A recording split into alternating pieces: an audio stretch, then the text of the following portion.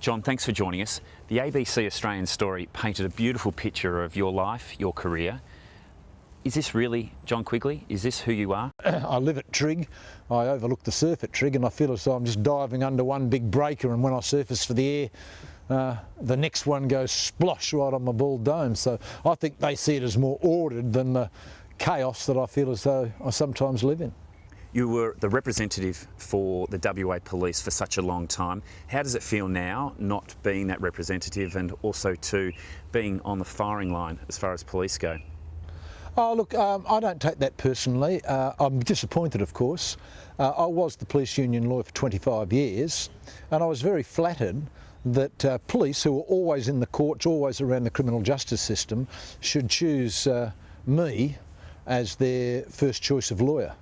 I've got no doubt that there are people in retired officers who would like, and perhaps some serving one, who'd like me to come to a very sticky and untidy end. But I mean, we're talking about people who were, next in line to be the Commissioner of Police, Dave Caporn, who was driven from the force by my revelations, driven from the force in disgrace, the Assistant Commissioner of Crime, that's as high as you get in the police force nearly, driven from the police force in disgrace. I don't think these people, I know I'm not on their Christmas card list. I think I enjoy a good reputation with 98% of the police, because they know, the police know, that Quigley will always go the extra yard to represent and to defend the honour of honest Western Australian police. John, do you even consider that the fact that you're the only one that could be possibly facing disciplinary action when it comes to the Andrew Mallard case? If I was to do it again, I would do it in the blink of an eye. Look what the situation I was in.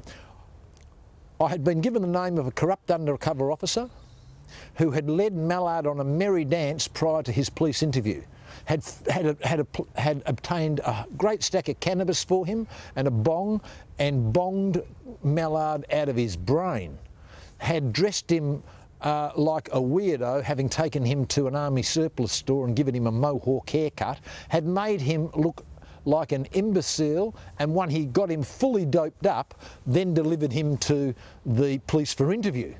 Now, this officer would not come forward and tell the Royal Commission the truth. My sin, Nick, was this: to ring him up and say, "Hey Gary, the game's up, I know who you are, I know what you've done, unless you go down to the Royal Commission and tell the truth." Hey, what a sin that is, Nick, trying to get a policeman to tell the truth at the Royal Commission. But unless you go to the Royal Commission and tell the truth, I will go into the Parliament, I'll have no alternative, and tell the whole truth about the Mallard case, which will include you. Now, as a result of that phone call, the whole case was cracked, because the DPP then gave me the whole file, which, to save the officer's identity, which proved that Mallard was innocent. I would make that phone call again in a flash. The Police Minister, Rob Johnson, he's been quoted as saying that you're a media tart. What do you say to that? I don't want to be critical. I didn't seek today's interview. I was asked and I responded. Tell me what you really think of the Minister, Police Minister, Rob Johnson. He's an empty vessel. He's a tragedy for Western Australia, and the sooner he goes the better. I mean, so the Police Minister's role is to superintend the police force, yet he tried to cover up the whole of the Taser incident with Spratt and has never said a word about the tragedy and the injustice in the Mallard case. He's just an elderly, grey-headed, portly, empty vessel, and he is irrelevant. Politically, have you got any leadership aspirations there with your party? I think to be leader, you've really got to have a little engine of ambition driving all the time, looking for the opportunity. I don't have that engine ticking over. I've got a V8 engine that's roaring at the moment, but it's very focused, and it's focused on equality of justice for all Western Australians. When the Taser man came to me, that's Mr. Spratt, even though that was a harder case because of the video footage and the police commissioner coming out and just vilifying Mr. Spratt on his past record and him being Indigenous, even my close friends in the media were ringing up saying, "Hey John, this is not the case, pull back from this one. Don't spoil your record on this one." But I could once again see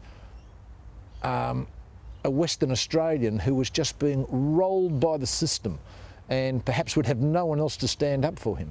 There is a small portion who have crept into our exploding police force who by their actions defame and defile the good name of all the honest police. And that happened in the Taser case, where just a half a dozen criminal torturers gave the impression to the world at large that Western Australian police are racist pigs like those people in the watch house. They're not. John, what is it that you love about Perth?